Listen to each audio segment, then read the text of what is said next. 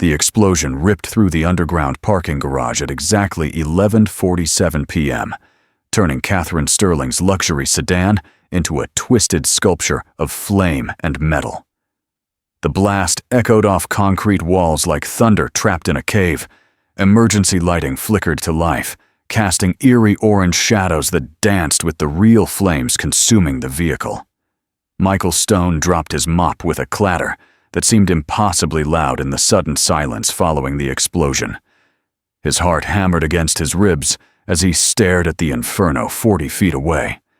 Smoke was already beginning to fill the confined space with acrid, choking fumes. Through the driver's side window, barely visible through the flames, he could see her. A woman slumped over the steering wheel, motionless. Every instinct screamed at him to run, to get help, to call 911 and let the professionals handle it. But his engineer's mind was already calculating structural load, analyzing the concrete ceiling above the burning car, measuring the distance between the flames and the overhead sprinkler system that should have activated, but hadn't. The woman had maybe 3 minutes before smoke inhalation made rescue impossible. Emergency responders would need at least 8 minutes to arrive and set up. The math was brutally simple. She was going to die unless someone acted now. Hey there, friend. Before we dive deeper into Michael's impossible choice, I want you to know that this story is about more than just a rescue. It's about recognizing the heroes hiding in plain sight all around us. The janitors, the single parents, the people society overlooks, who possess extraordinary courage and wisdom. If you're enjoying this tale of hidden worth and unexpected love, consider hitting that subscribe button and the notification bell. Your support helps stories like this reach people who need to hear them. Now, let's see what Michael Stone is truly made of.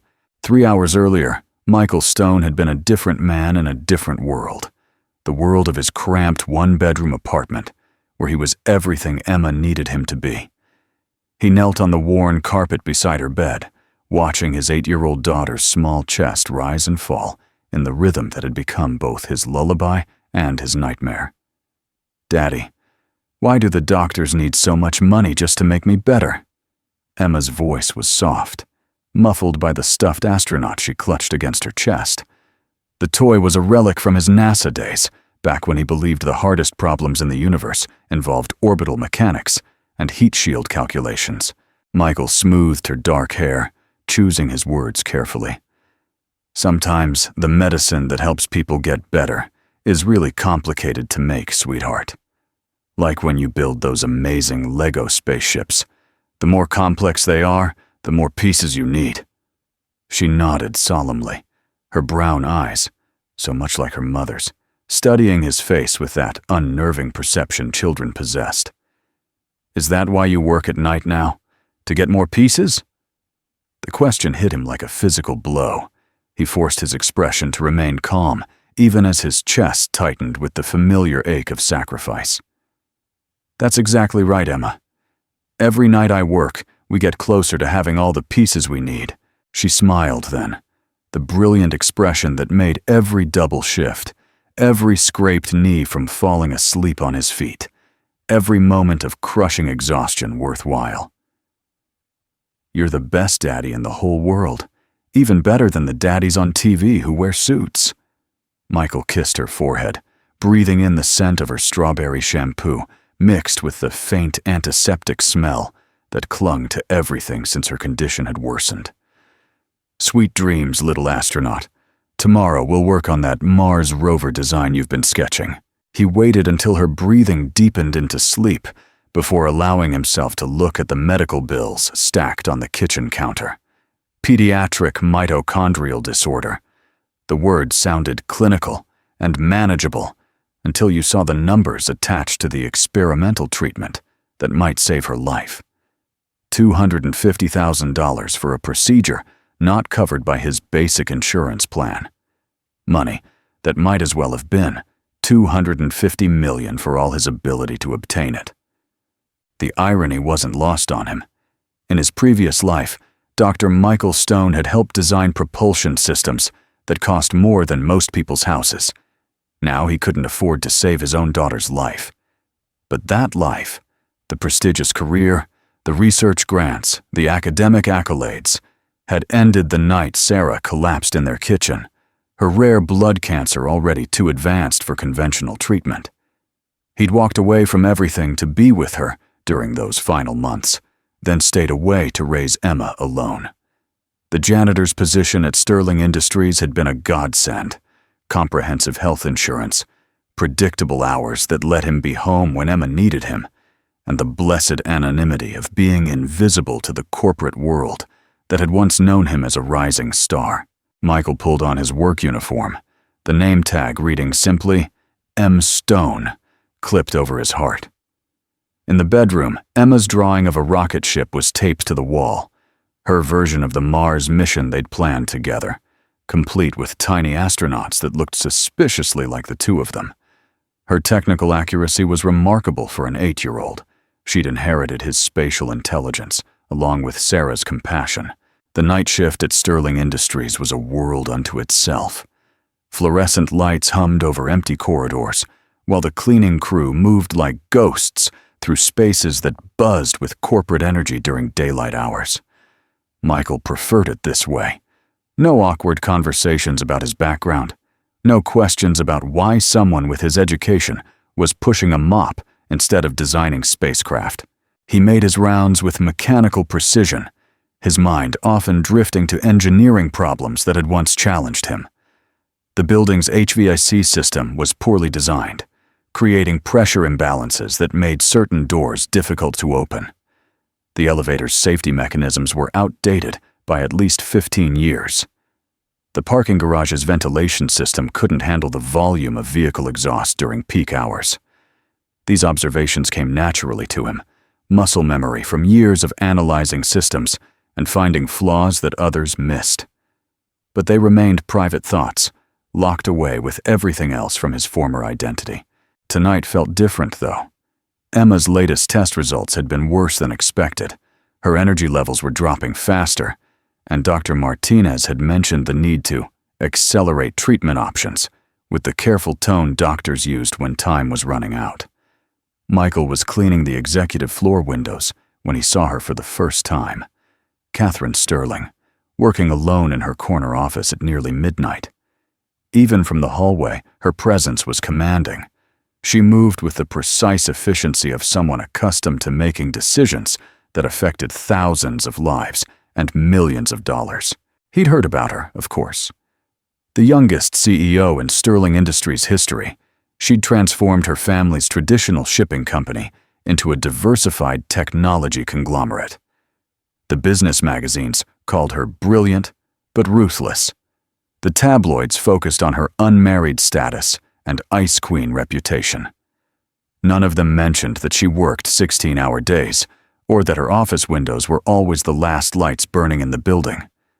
As he cleaned, Michael found himself studying her methodology, the way she analyzed documents, the systematic approach to decision-making, the quick notation style that suggested someone comfortable with complex technical data. It reminded him of mission control briefings, where lives depended on accurate information processing under pressure. She looked up suddenly, catching sight of him through the glass. Their eyes met for just a moment. Hers were sharp, intelligent, the pale blue of winter sky. Michael nodded respectfully and moved on, but something in that brief exchange stayed with him as he finished his rounds. The parking garage was supposed to be empty by midnight. Building security made regular sweeps to ensure all vehicles were properly registered and authorized. Michael was heading to the service elevator when he heard the click of expensive heels on concrete, echoing off the low ceiling with metronomic precision. Catherine Sterling emerged from the main elevator, her phone pressed to her ear, speaking in the clipped tones of someone accustomed to being obeyed. "Daniel, I don't care what the Tokyo markets are doing. The quarterly projections stand as reported, and any attempts to manipulate those numbers will result in immediate termination." She paused, listening to whatever response came through the phone. Her expression hardened into something that would have made corporate rivals reconsider their life choices. Half-brother or not, you work for this company, not the other way around. The board meeting is tomorrow at 9 a.m., and you will present our expansion strategy exactly as we discussed. Michael had nearly reached the service area when the explosion changed everything. The blast wave hit him first, a wall of superheated air that singed his eyebrows and sent him stumbling backward. The sound came next, a deafening roar that seemed to originate from inside his skull. Then the light, brilliant orange and white, that turned the entire garage into a hellish theater. His training took over before conscious thought could interfere. The acoustic pattern of the explosion, the way debris scattered, the color and intensity of the flames. Every detail registered automatically as his mind shifted into the analytical mode that had once helped him troubleshoot million-dollar space missions. Car bomb. Sophisticated design based on the blast pattern. Likely C4 or similar military-grade explosive, positioned for maximum impact. The vehicle's safety cage had partially protected the occupant, but structural integrity was compromised. The roof might collapse within minutes as the fire weakened load-bearing joints. Through the flames, he could see Catherine Sterling slumped over the steering wheel, blood trickling from a cut on her temple. She wasn't moving, but the angle of her body suggested she was breathing. Unconscious from the concussion, but potentially savable if extracted quickly. The sprinkler system had failed to activate, probably sabotaged, along with the bomb itself. Smoke was beginning to pool near the ceiling as the fire consumed synthetic materials in the vehicle's interior. Within minutes, the entire garage would be filled with toxic fumes that would kill anyone trapped inside. Michael's phone was already in his hand. Emergency services dispatched with efficient precision. But even as he spoke to the operator, his engineer's mind was calculating response times, analyzing structural vulnerabilities, measuring the impossible odds against a successful rescue. Explosion in the Sterling Industries parking garage, sub-level 2. One victim trapped in a burning vehicle, unconscious but potentially viable.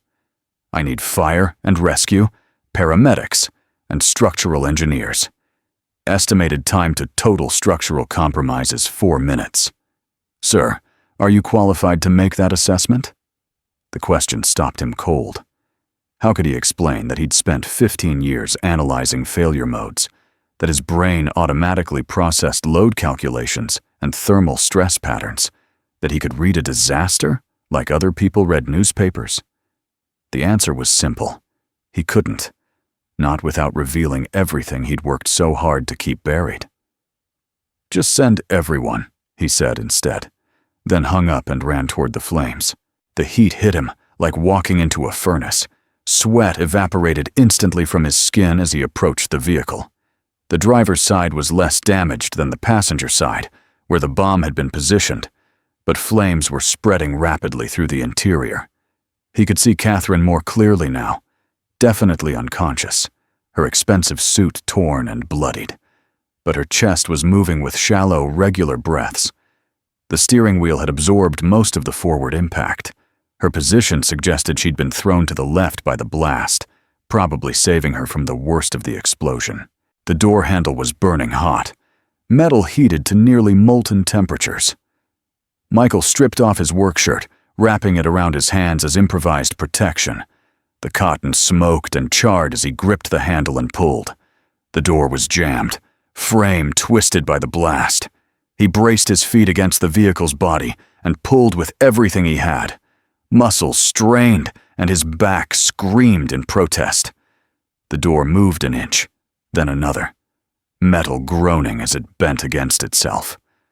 "Come on," he growled through gritted teeth, channeling every hour of physical labor, every double shift, every moment of exhaustion into pure mechanical force.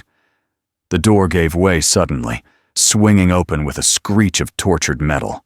Catherine Sterling tumbled partially out of the vehicle, her weight supported by the seatbelt that had undoubtedly saved her life. Michael caught her shoulders, his hands registering the quality of her suit fabric even as he assessed her physical condition. Concussion, definitely. Possible internal injuries from the blast wave. Probable smoke inhalation. Her pulse was steady but weak, breathing shallow but regular. She was alive, but barely, and every second in the toxic atmosphere was reducing her chances of surviving without permanent damage. Michael unclipped her seatbelt and lifted her in a fireman's carry, her body surprisingly light, despite her commanding presence. As he turned away from the burning vehicle, the roof finally collapsed with a sound like the world ending. Tons of twisted metal crashing down exactly where she'd been sitting moments before. He carried her to the far end of the garage, as far from the fire as possible, and laid her gently on the concrete floor. Her breathing was becoming more labored. Smoke inhalation was setting in despite his efforts to minimize exposure. "Stay with me," he whispered, checking her pulse again and adjusting her position to keep her airway clear. "Help is coming. You're going to be fine." Catherine Sterling's eyes fluttered open, unfocused and clouded with pain and confusion. She stared up at him without recognition, her gaze moving from his soot-stained face to the ruined vehicle behind them. Understanding dawned slowly in her expression. "You," she whispered, her voice rough from smoke and trauma. "You're the janitor. From upstairs." Michael nodded, not trusting his voice. The sirens were getting closer. Paramedics would be here within minutes to take over her care and ask questions he couldn't answer without revealing everything.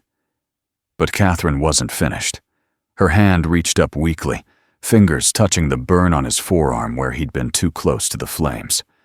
Her eyes, despite the trauma, were sharp with the intelligence he'd observed through her office window. "You knew," she said, the words barely audible over the approaching sirens. "When you pulled me out, you knew exactly how much time we had before that roof collapsed.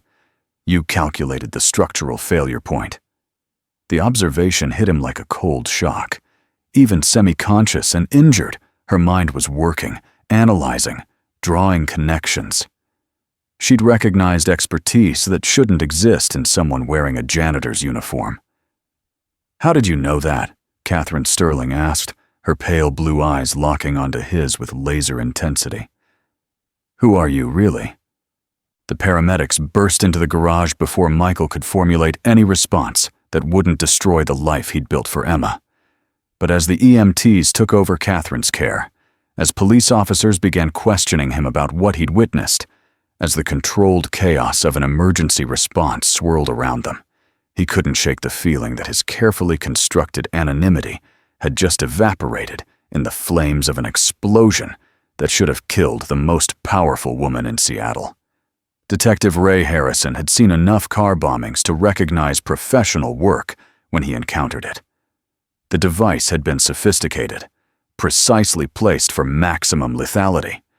Whoever planted it possessed both advanced technical knowledge and access to military-grade explosives. This wasn't some amateur with a grudge, he told his partner as they examined the wreckage 3 hours later. "Look at the blast pattern. Shaped charge, probably remote detonated. Someone wanted Catherine Sterling dead, and they had the skills to make it happen." Michael stood near the garage entrance, still answering questions from various officials, despite his repeated requests to go home to Emma. His neighbor, Mrs. Patterson, was watching her until morning, but he hated leaving his daughter alone when her condition was so precarious. "Mr. Stone, I need to understand your timeline here," Detective Harrison said, approaching with a notebook and the weary expression of someone who'd worked too many late-night crime scenes. "You said you were finishing your cleaning rounds when the explosion occurred?" "That's right. I was heading to the service elevator when I heard Ms. Sterling talking on her phone. The blast happened maybe 30 seconds later." "And you immediately recognized that the roof structure was compromised?" The question felt like a trap, loaded with implications Michael couldn't afford to explore. "I could see it was dangerous. The fire was spreading fast and she wasn't moving. I called 911 and went to help." Detective Harrison made a note, but his eyes remained fixed on Michael's face. The fire chief says you gave them a pretty accurate assessment of the structural damage timeline. That's unusual knowledge for someone in facilities maintenance. Michael's heart rate spiked. He fought to keep his expression neutral even as cold sweat broke out along his spine. I watch a lot of engineering shows with my daughter. She's interested in how things work. It was a weak deflection, but Harrison seemed to accept it. The detective was more focused on the crime than the rescuer. Michael was a witness, not a suspect, and his heroic actions had saved the life of Seattle's most prominent CEO. "We'll need you to come in tomorrow to give a formal statement," Harrison said, handing him a business card. "And Mr. Stone? Nice work tonight. That woman is alive because you didn't hesitate." Michael nodded and finally escaped to his car, a 15-year-old Honda that looked pathetic next to the crime scene equipment filling the garage. As he drove through the empty Seattle streets toward home, his mind raced with implications and potential consequences. Catherine Sterling had recognized something in his actions that revealed expertise beyond his supposed background. She was brilliant, analytical, and now she had every reason to dig deeper into who he really was. The last thing he needed was attention from someone with the resources to uncover his carefully buried past. But as he climbed the stairs to his apartment, Michael realized his biggest concern wasn't protecting his secret. It was the memory of Catherine Sterling's pale blue eyes, sharp with intelligence, even through pain and trauma, asking questions that cut straight to the truth he couldn't afford to reveal. The apartment was quiet, except for Emma's soft breathing from the bedroom. Michael checked on her, adjusting her blanket and ensuring her inhaler was within easy reach, before sitting at the kitchen table with his head in his hands. Everything was about to change. He could feel it in the air like the pressure drop before a storm. The explosion tonight had been more than an assassination attempt on Seattle's most powerful woman. It had been the first domino falling in a sequence that would ultimately expose everything he'd worked so hard to protect. His phone buzzed with a text from an unknown number. "Mr. Stone, this is Catherine Sterling. I hope you don't mind that I obtained your contact information from HR. I'd like to speak with you tomorrow about what happened tonight. There are things we need to discuss." Michael stared at the message for a long moment before deleting it. But he knew deletion wouldn't make the conversation go away. Catherine Sterling hadn't built a corporate empire by accepting easy answers or letting important questions remain unresolved.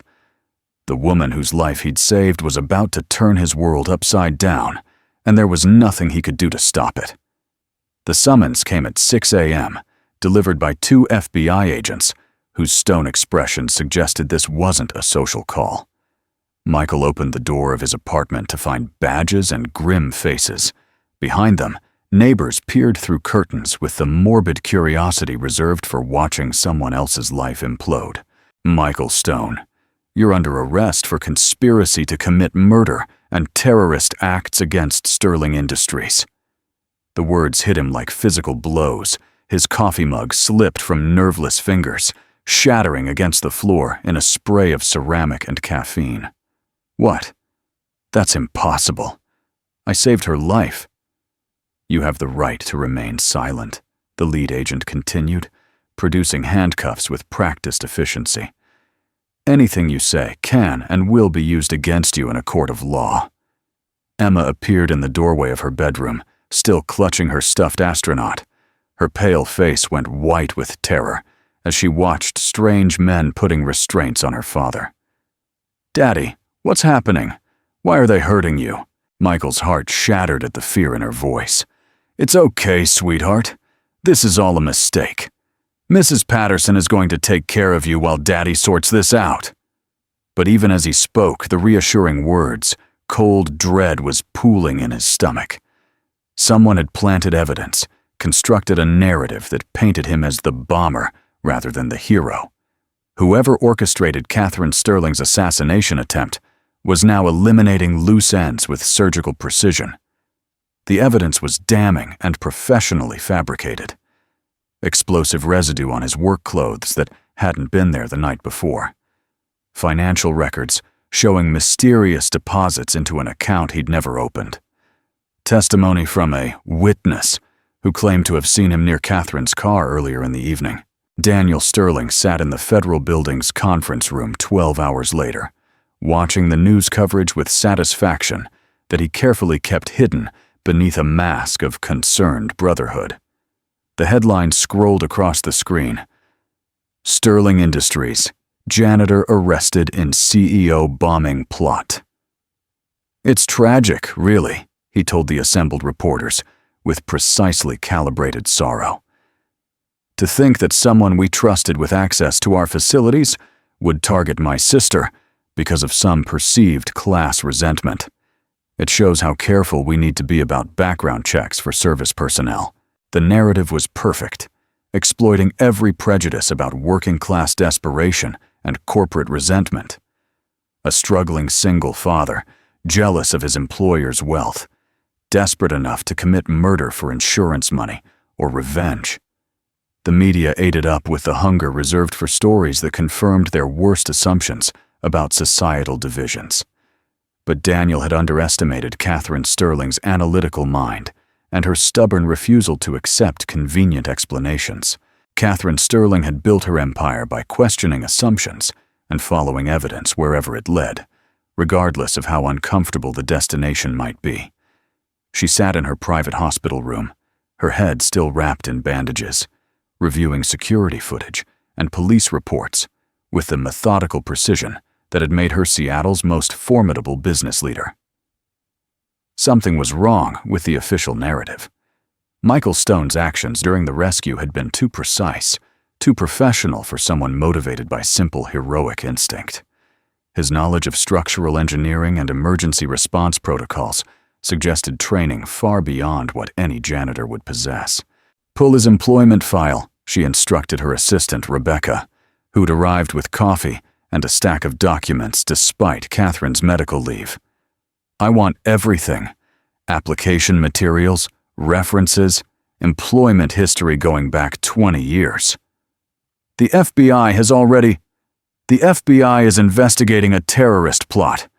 I'm investigating an employee who saved my life by demonstrating expertise he shouldn't possess." Catherine's voice carried the edge that made board members reconsider their arguments. "There's more to Michael Stone than anyone realizes, and I intend to find out what." The employment file was pathetically thin. Michael Stone had applied for the janitorial position 18 months earlier, with references from previous cleaning companies and a construction firm. No red flags, no special qualifications, nothing to suggest the kind of technical knowledge he displayed during the rescue. But Catherine's investigative instincts, honed by years of corporate warfare, detected gaps in the narrative. Employment history that started abruptly 18 months ago with no explanation of what came before. References that checked out but felt sanitized, lacking the personal details that genuine work relationships accumulated. "Rebecca, I need you to contact our private security firm. I want a comprehensive background check on Michael Stone, but I want it done quietly. Don't go through official channels. Use the investigators who handle our sensitive corporate intelligence." "Ma'am, if he really is involved in the bombing," Catherine interrupted with a gesture. "If Michael Stone planted that bomb, then I'm the worst judge of character in Seattle.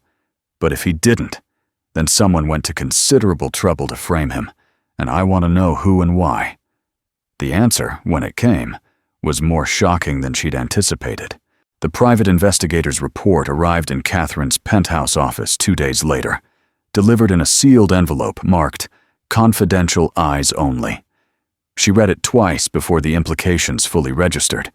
Then she sat back in her leather chair, staring out at the Seattle skyline while pieces of an impossible puzzle clicked into place. Dr. Michael James Stone, former senior propulsion engineer for NASA's Mars mission program. PhD in aerospace engineering from MIT, published researcher in advanced propulsion systems, holder of 17 patents in spacecraft design and materials science.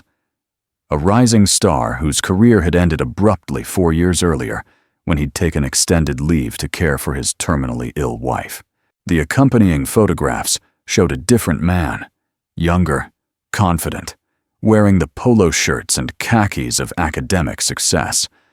But the eyes were unmistakable, the same intelligent gaze that had assessed structural collapse timing with deadly accuracy. "Son of a bitch," Catherine whispered, her admiration mixed with dismay. He wasn't a hero janitor who got lucky. He was a rocket scientist who knew exactly what he was doing. The report continued with heartbreaking details. Sarah Stone had died of a rare blood cancer after a 2-year battle that consumed their savings and Michael's career prospects.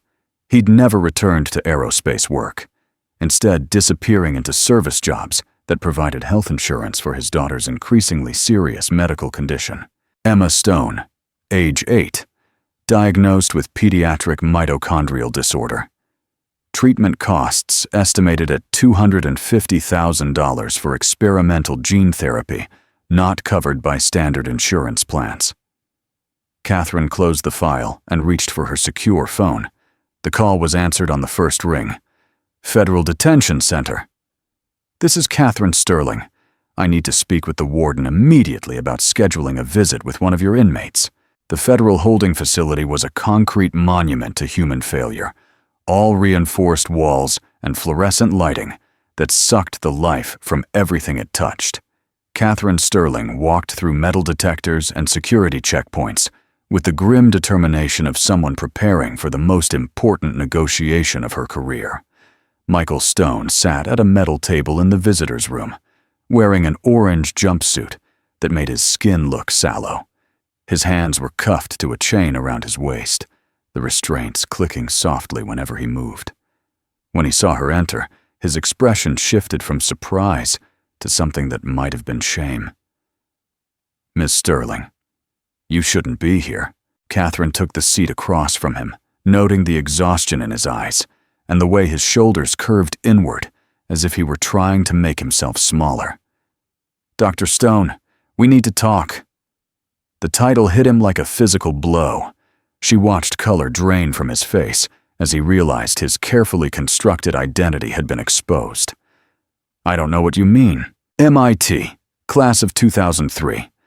Doctoral thesis on ion propulsion systems for deep space exploration. 17 patents, including the thermal management system currently being used in the Mars rover program.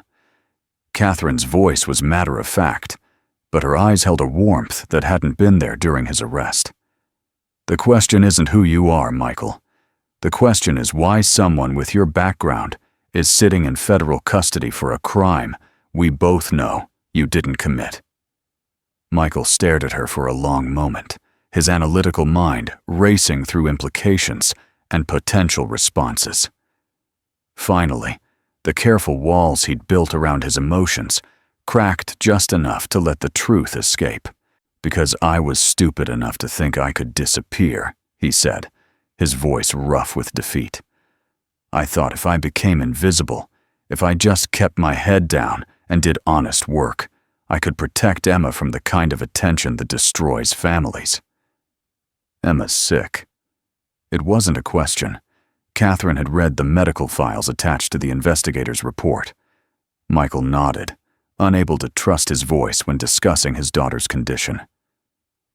"Mitochondrial disorder. The treatment that might save her life costs more than I'll earn in 10 years as a janitor." He looked up, meeting her gaze directly for the first time since she'd entered the room. "I didn't plant that bomb, Miss Sterling, but I understand why you might think I did." Catherine leaned forward, her voice dropping to a confidential whisper. "I never thought you planted that bomb, Michael. But I'm starting to understand who did and why they needed a scapegoat." The revelation hit Michael like cold water. He straightened in his chair, the engineer's mind that had been dulled by despair suddenly snapping back into sharp focus. "You know who's behind this? I have suspicions, but I need your help to prove them." Catherine glanced around the sterile visitor's room, ensuring their conversation remained private. "Someone with access to Sterling Industries planted that device. Someone who knew my schedule, my parking patterns, my security protocols. The list of people with that kind of insider knowledge is very short. Michael processed the information with the systematic approach that had once made him NASA's youngest senior engineer. Inside job, professional execution, frame job to eliminate witnesses. He paused, a new realization dawning. Your brother. Catherine's expression confirmed his deduction even before she spoke. Daniel Sterling, my half-brother and vice president of operations. He's been pushing for more control over company decisions. He's also been struggling with gambling debts that the board doesn't know about. Motive, means, and opportunity. Michael felt the familiar satisfaction of solving a complex problem, even as the personal stakes made his stomach clench. But proving it while I'm locked up in here is going to be challenging. That's where you're wrong, Catherine said, producing a document from her briefcase. I'm posting your bail, and I'm hiring you as a special consultant to Sterling Industries' security division. Effective immediately, you work for me. Michael stared at the paperwork, hardly daring to believe what he was seeing. Why? You barely know me. Catherine Sterling smiled for the first time since the explosion, the expression transforming her austere features into something almost radiant. Because you saved my life without expecting anything in return. Because you sacrificed a career most people would kill for to take care of your family. Because you're exactly the kind of person I want in my corner when the stakes are this high. She stood to leave, then paused at the visitor's room door. And because Emma Stone deserves a father who doesn't have to choose between his integrity and her medical bills. Michael's release from federal custody made headlines, but not the kind Daniel Sterling had been expecting. Sterling Industries' CEO posts bail for accused bomber ran across news channels with the breathless enthusiasm reserved for stories that defied conventional logic. Daniel watched the coverage from his corner office, his carefully constructed frame job unraveling in real time. The narrative had been perfect. Class resentment, desperate father, convenient scapegoat. But he'd underestimated Catherine's stubborn loyalty and her willingness to risk everything on her own judgment.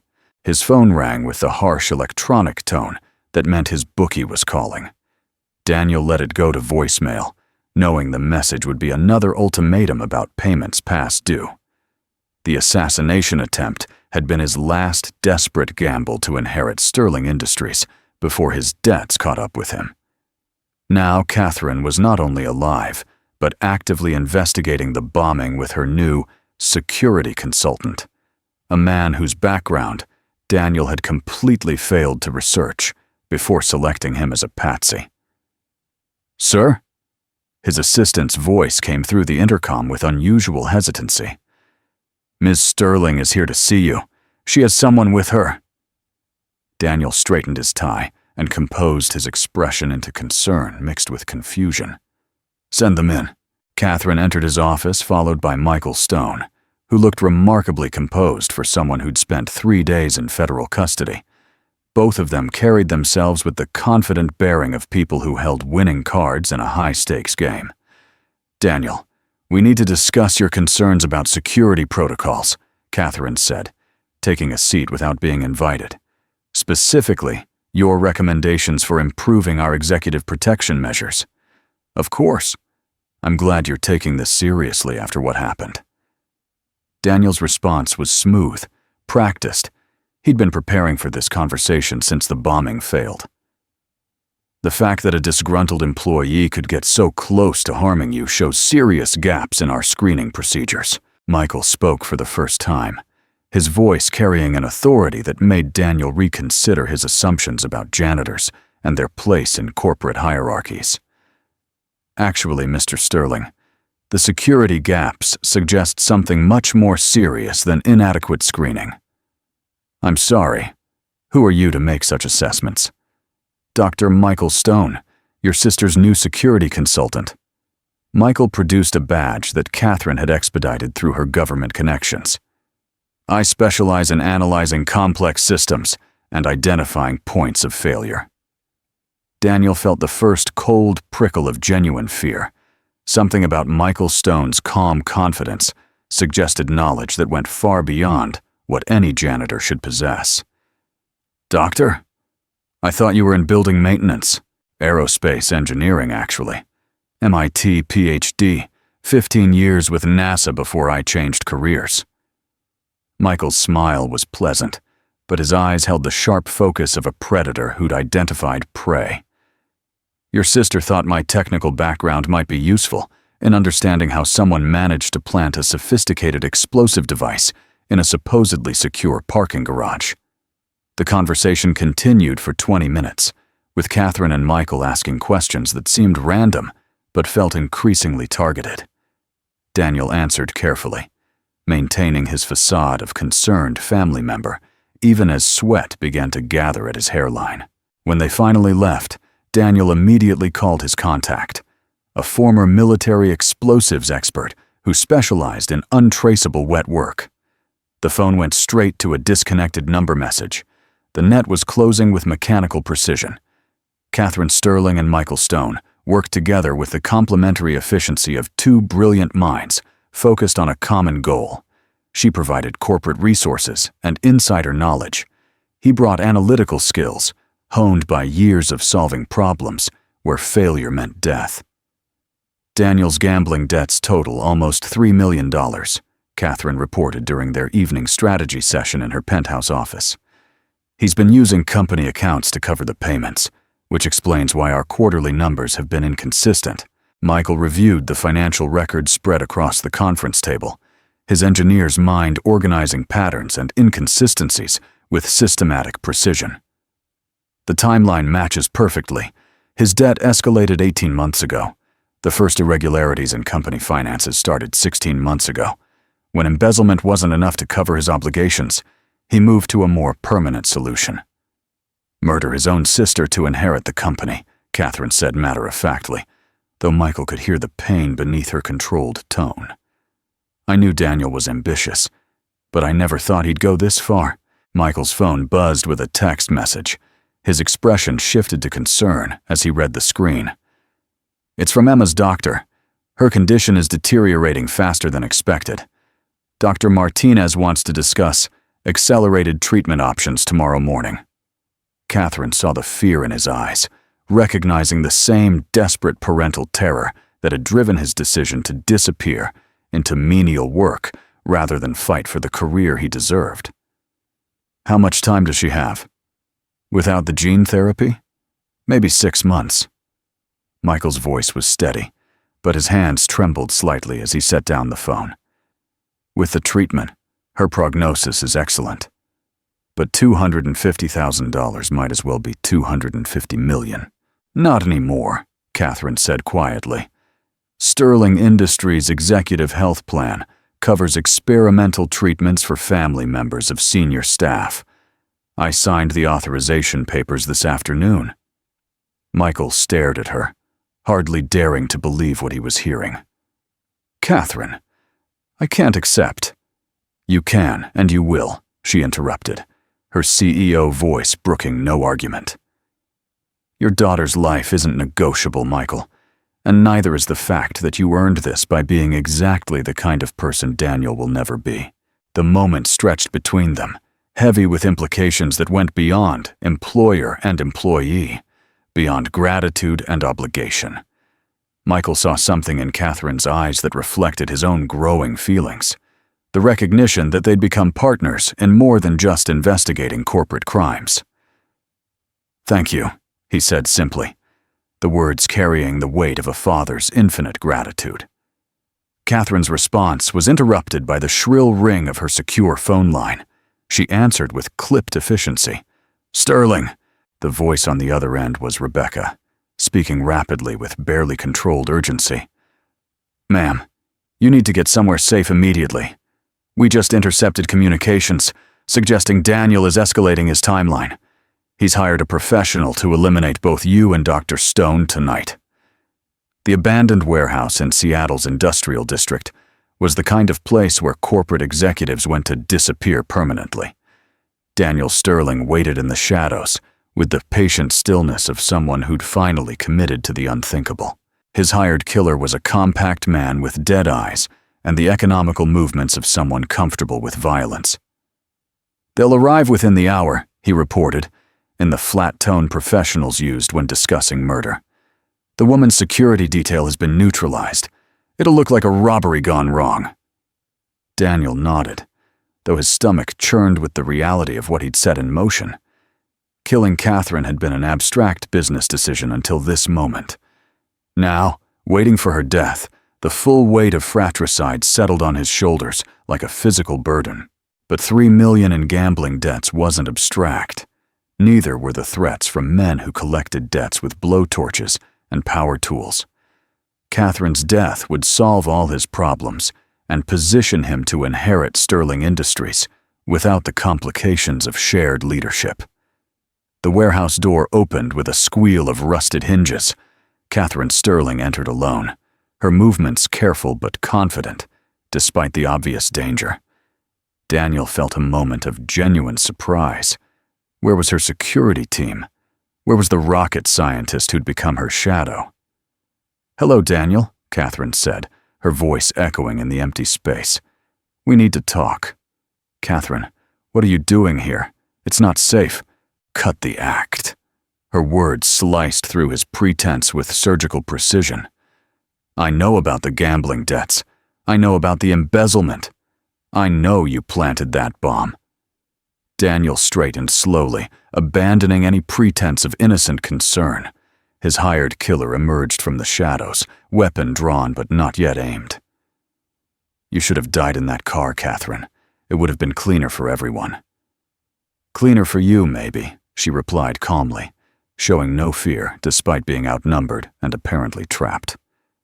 "But you made one crucial mistake, Daniel." "Which was?" Catherine smiled, the expression cold as winter moonlight. "You underestimated Dr. Michael Stone's ability to solve complex problems. The warehouse's overhead lights blazed to life with blinding intensity. FBI agents poured through concealed entrances with military precision, their weapons trained on Daniel and his hired assassin. The killer dropped his gun immediately, recognizing the futility of resistance. Daniel stood frozen, his mind struggling to process how thoroughly his final gambit had collapsed. Michael Stone emerged from behind a stack of shipping containers, wearing a wire transmitter and carrying a tablet that had recorded every word of Daniel's confession. His expression held no satisfaction, only the grim professionalism of someone who'd completed a necessary but unpleasant task. "How?" Daniel whispered, staring at the sister he'd tried to murder and the janitor who'd exposed him. "Simple engineering principles," Michael replied. "When you're trying to eliminate system failures, you identify the weakest link and apply pressure until it breaks. You were always the weakest link in Catherine's life, Daniel. You just needed the right motivation to prove it." As federal agents cuffed Daniel Sterling and read him his rights, Catherine walked over to Michael with the steady composure that had made her Seattle's most formidable CEO. "Is it over?" "It's over," Michael confirmed, removing the wire transmitter with hands that barely trembled despite the adrenaline coursing through his system. "Emma's safe, you're safe, and your company is secure." Catherine reached up and touched his face gently, her fingers tracing the line of his jaw with tenderness that would have shocked anyone who knew only her corporate persona. "We're safe. All of us." The distinction wasn't lost on Michael.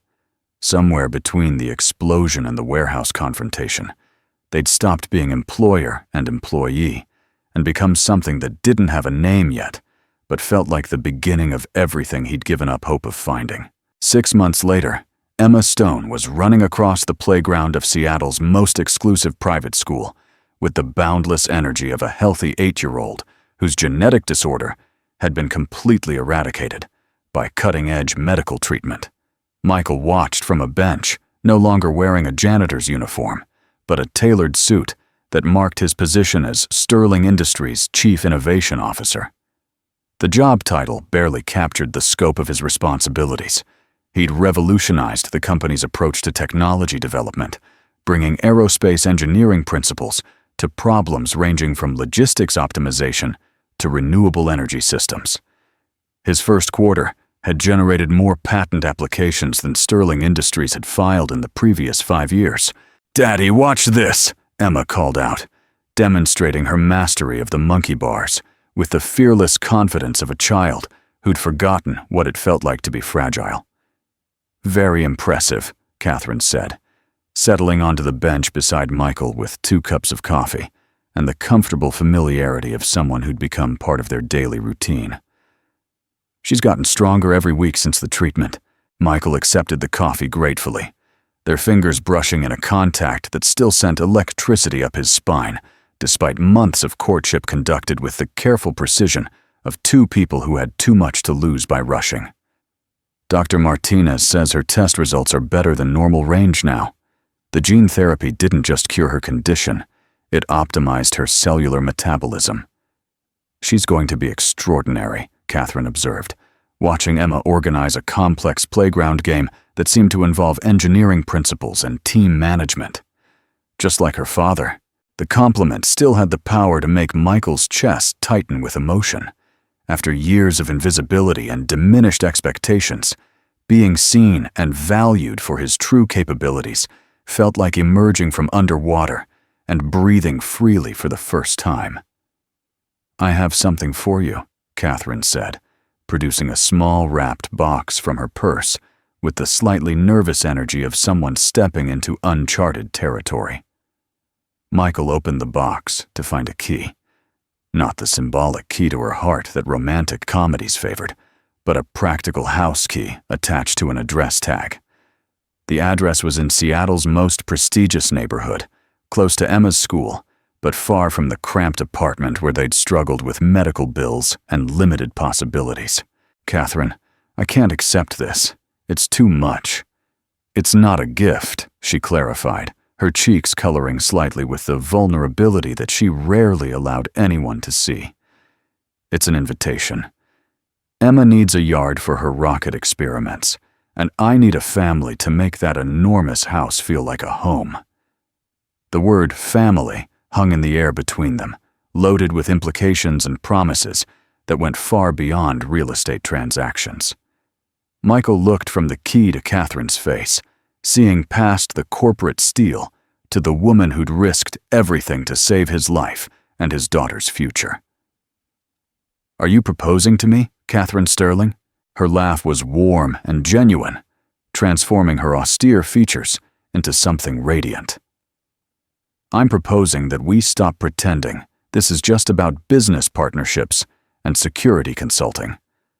I'm proposing that we build something together that's bigger than either of us could create alone." Michael pocketed the key and leaned over to kiss her properly for the first time, ignoring the playground full of witnesses and the lingering impropriety of a CEO romancing her chief innovation officer. When they broke apart, both breathless and grinning like teenagers, Emma was standing in front of them with her hands on her hips. "Finally," she announced, with 8-year-old directness. "I was wondering when you 2 were going to figure out that you love each other." "How long have you known?" Michael asked, pulling his daughter into a hug that included Catherine in its warm circle. Emma rolled her eyes with the exaggerated patience of a child, explaining obvious facts to slow adults. "Since the first time Catherine came to the hospital. She looked at you the same way you look at your old rocket pictures. Like you're something amazing that she wants to understand." Catherine buried her face in Michael's shoulder to hide her emotional response to Emma's innocent wisdom, but her arms tightened around both father and daughter with the fierce protectiveness of someone who'd found her own reason to fight. The wedding was held in the courtyard of Sterling Industries headquarters on a sunny Saturday in spring, with Emma serving as both flower girl and ring bearer, while 200 employees and executives watched their CEO marry the former janitor who'd revolutionized their company's approach to innovation. The ceremony was conducted by a federal judge whose life Michael had once saved during an airplane malfunction, a story that had only emerged during the background check for his security clearance. It seemed that Dr. Michael Stone's heroic instincts had been operating long before he'd pulled Catherine Sterling from a burning car. "You know," Catherine whispered during their first dance as husband and wife, "I never thanked you properly for saving my life." Michael spun her gracefully, their movements synchronized by months of dance lessons that Emma had insisted were essential for proper romantic protocols. "You gave me back my career, paid for Emma's medical treatment, and married me despite my questionable employment history. I think we're even." "Never even," Catherine replied, her eyes sparkling with the joy that had gradually replaced her corporate ice queen reputation. "You saved my life in ways that had nothing to do with that explosion. You reminded me that the most important innovations happen in the spaces between people, not in boardrooms or laboratories." The song ended to enthusiastic applause from their guests. Emma immediately claimed the next dance with her new stepmother, chattering excitedly about the rocket design competition she was entering and the college astronomy programs Catherine had researched for her future consideration. As Michael watched his daughter and wife planning Emma's path to the stars, he felt the profound satisfaction that came from solving the most complex equation of his life. Love, it turned out, wasn't about choosing between career and family, between recognition and invisibility, between who you were and who you needed to be. Love was about finding someone who saw all your possibilities and helped you build them into reality, one careful calculation at a time. The reception continued late into the evening, with Emma falling asleep in Catherine's arms, while Seattle's business elite celebrated the union of the city's most powerful CEO and the aerospace engineer who'd shown them all. That true innovation came not from corner offices, but from the courage to act when action mattered most. Later, as they carried Emma up to her new bedroom in the house that would become their family's headquarters for whatever adventures lay ahead, Michael Stone realized that he'd finally solved the problem that had defined his adult life: how to be simultaneously visible and protected, successful and devoted, the hero his daughter needed and the partner Catherine deserved. The answer, like all elegant solutions, was simpler than he'd expected. Surround yourself with people who understand that love isn't about choosing sides, but about building something together that's stronger than anything you could create alone. Emma's stuffed astronaut sat on her new bookshelf next to the framed patent certificates for the innovations Michael had developed in his first months at Sterling Industries. Outside the window, Seattle's skyline twinkled with lights that seemed to pulse in rhythm with the heartbeat of a family that had found its way home through fire, fear, and the kind of love that transforms ordinary moments into extraordinary possibilities. 3 years later, Emma Stone Sterling bounded up the stairs of the Sterling Industries research facility, her backpack bouncing with the enthusiasm of an 11-year-old who just won the state science fair with her miniature ion propulsion engine design. Her project had caught the attention of NASA recruiters. College programs were already sending scholarship offers despite her age. "Dad, Mom, look what Dr. Rodriguez gave me." She burst into Michael's corner office, waving a letter from the International Space Station crew, thanking her for her suggestions on improving their water recycling efficiency. Michael looked up from the holographic display where he was reviewing designs for Sterling Industries' new clean energy division. Catherine emerged from the adjoining conference room, where she'd been meeting with executives about their expansion into sustainable technology. Both parents beamed with the pride reserved for watching your child exceed every dream you dared to imagine. "Sweetheart, that's incredible," Catherine said, examining the official NASA letterhead with appropriate reverence. "They want to test your modifications on the next supply mission." Emma's grin could have powered the building. "And guess what?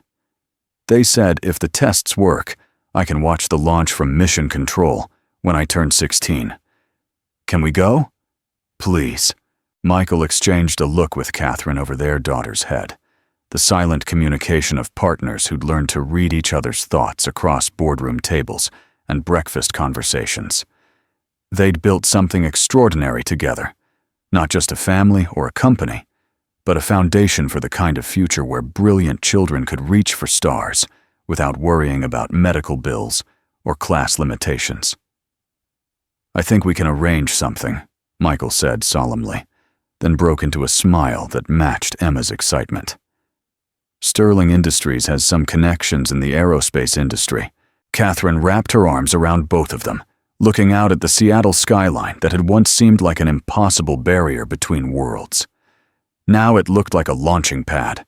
Their love had transformed, not just their own lives, but rippled outward through scholarship programs, innovation initiatives, and a company culture that measured success by the dreams it made possible rather than the profits it generated. Emma was already planning her acceptance speech for when she became NASA's youngest mission commander.